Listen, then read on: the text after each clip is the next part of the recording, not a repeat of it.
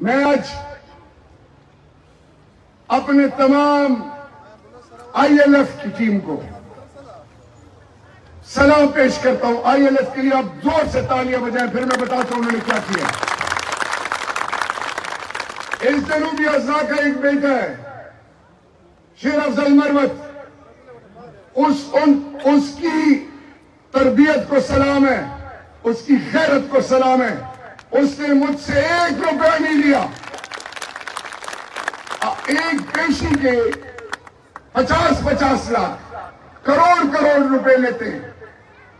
उस शख्स ने, पश्तून कौम ने, पूरे पाकिस्तान की ILF ने, पाकिस्तान के निहत्ते मासूम सिर्फ तहरीक इंसाफ के झंडे उठाने वाले, उनके केस लड़े।